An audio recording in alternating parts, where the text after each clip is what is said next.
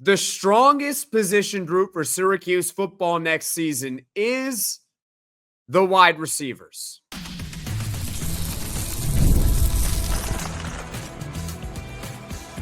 You are Locked On Syracuse, your daily podcast on the Syracuse Orange. Part of the Locked On Podcast Network, your team every day.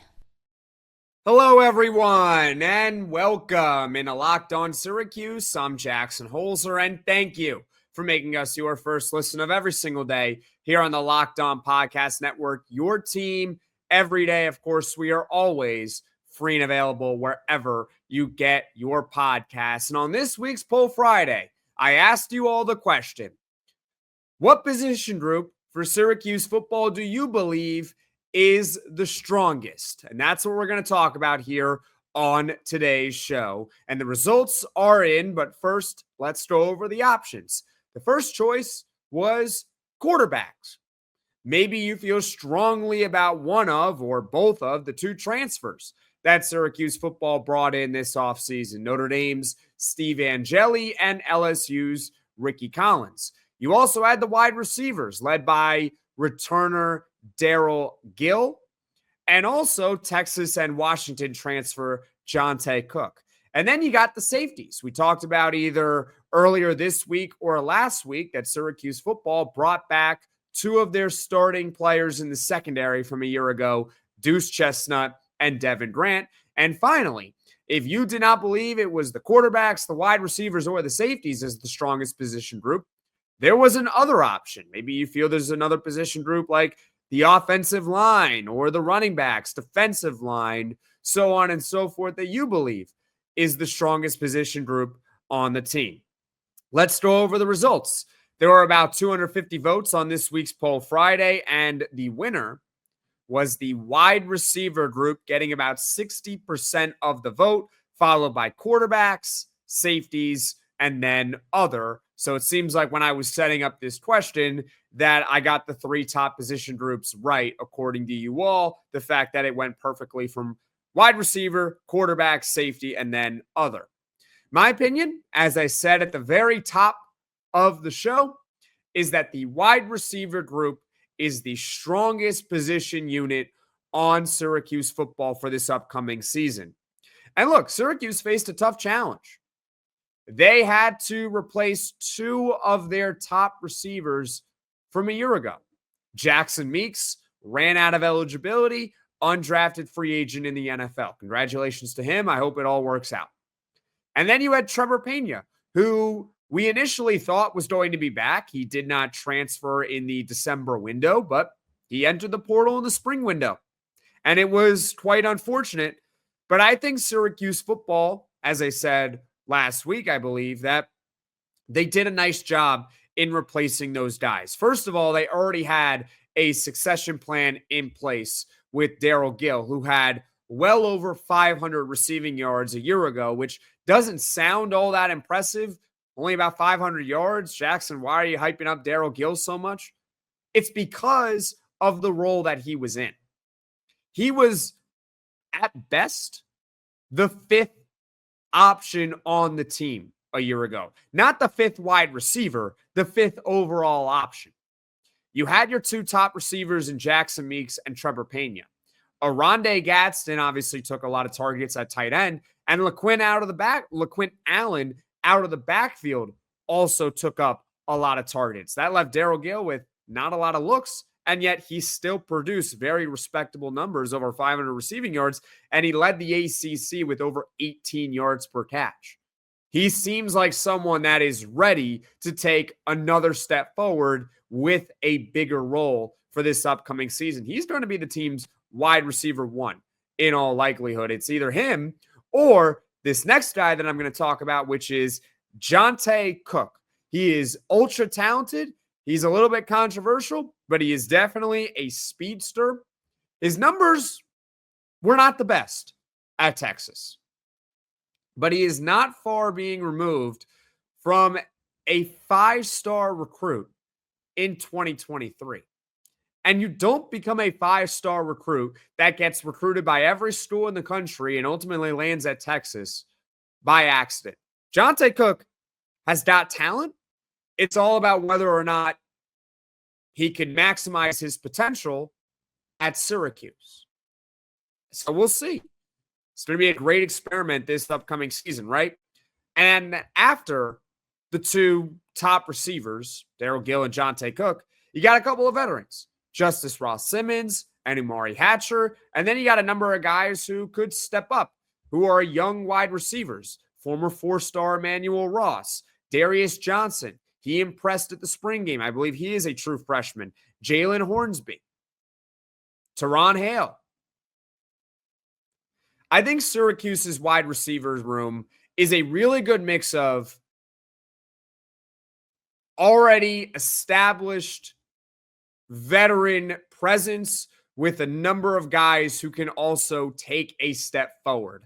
In other words, it's not a very high floor ceiling combination. I think worst case, they're a mediocre wide receiver group, and best case, they can be one of the top wide receiver groups in the ACC this upcoming season. What are your thoughts? I'd love to hear from you in the comments section below, your thoughts on whether or not you agree or disagree about Syracuse football's wide receiver room being the strongest unit on the team this upcoming season. Coming up, we'll talk about the quarterbacks. We'll talk about the safeties. That's coming up next on Locked On Syracuse. The NBA playoffs are in full swing, and every night delivers highlight-worthy performances, major momentum shifts, and can't-miss moments, whether it's a game-winning shot or a breakout player. There's never been a better time to get in on the action. And the New York Knicks, they forced a Game 6 in Indiana. Will they force a Game 7? Well, you can decide for yourself over on FanDuel. And FanDuel makes it easy to stay in the game before tip-off and live. If maybe the Indiana Pacers, it seems like they're up by 10 early in the first quarter, maybe you think that the Knicks are going to mount a comeback, right? You can bet it with live odds, player props, performance trends, and same-game parlays. Fans have more ways than ever to play smart and win big. If you're new to FanDuel, now is the perfect time to sign up because you can head to FanDuel.com right now and place your first $5 bet. If it wins, you'll get $200 in bonus bets. Make every moment more with FanDuel, official sports betting partner of the NBA. Let's briefly go over Syracuse's quarterback room and safety room this upcoming season. Let's start off with the quarterbacks, which I believe it could be okay this upcoming season. Obviously, there is no Kyle McCord. There is no slam dunk transfer that Syracuse brought in at the position this offseason, but I do think it could be okay. However, it's still the biggest question mark for Syracuse football this upcoming season. Are they going to get really excellent quarterback play, good quarterback play, average quarterback play, or below average quarterback play? We won't truly know until the season starts in late August against Tennessee. We know that it's going to be a competition. It's either going to be Rickie Collins or Steve Angeli. My guess is Steve Angeli as the quarterback one for Syracuse this upcoming season. And hopefully one of them can step up and at least be a starting caliber quarterback in the ACC, because if they get starting caliber quarterback play, they're probably a bowl team this upcoming season. And if they can get even more than that, then hey, that further increases the ceiling. Maybe you can see Syracuse pulling off a couple of upsets next season with really strong quarterback play. But I guess the unknown is why I can't put them ahead of the wide receiver room. I mentioned earlier on that I really like the floor ceiling combination of Syracuse's wide receivers. When I look at the quarterback room, I do see a high ceiling, but I also see a low floor. And so greater variance, I can't necessarily right now put them ahead of Syracuse's wide receivers.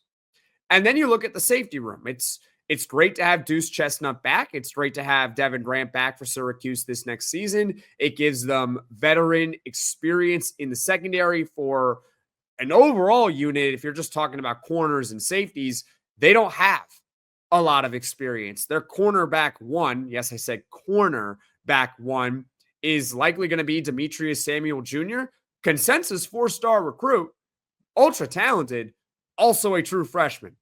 There's not a lot of experience there. Your second corner is probably Davian Kerr, a true sophomore, or it might be the Georgia defensive back they just brought in, and Chris Peel, who I believe is going into his third year of college football. He's a redshirt sophomore, Chris Peel, but it's not like he has a lot of experience playing either. So it's great to have guys like Duce Chestnut and Devin Grant back for Syracuse. Obviously, it makes it a strength for the team this upcoming season. That being said, they don't necessarily have the same ceiling as Syracuse's quarterbacks or Syracuse's wide receivers. I could see an avenue for one of Syracuse's quarterbacks to be all ACC. I think that would be an incredibly bold prediction, but I do think it's possible. I look at Syracuse's wide receiver room, and I think that Darrel Gill is a prime candidate to be all ACC, and so is Johntay Cook, to be honest with you, if he can maximize his potential. But when I look at the safety room, while yes, Devin Grant has been all conference before, it wasn't in the ACC, it was with Buffalo. And so is Duce Chestnut with Syracuse, frankly, a few years ago when he was a corner. I don't think they have the same upside as the wide receivers or the quarterbacks. They are very capable starters, but I don't think they're any more or any less than that. Still a strength of the team, though, to have those guys back. What do you think? Which position group of Syracuse football do you feel is the strongest for next season? Comment your thoughts in the comment section below. As far as what is coming up on Locked On Syracuse in the future here, tomorrow or Sunday, so it's going to be one podcast, I think, over the weekend here. It's going to be Syracuse football breakout candidates. I think it's self-explanatory. We will go over some players who could take a big step forward in development for the Orange this upcoming season. Thank you for making Locked On Syracuse your first listen today. And for your second listen, you can check out the Locked On Portal Show with football recruiting expert Brian Smith, who's got the latest rumors and signings each and every day. Be the most informed fan on the rapid changes to the college football landscape. Find the Portal Podcast on YouTube or wherever you get your podcasts. And folks, thank you all so much for watching. Thank you all so much for listening. If you like this podcast, be sure to hit that like button. If you really enjoy the podcast, be sure to hit subscribe. Tell all your friends about Locked On Syracuse, and I will see you all again soon.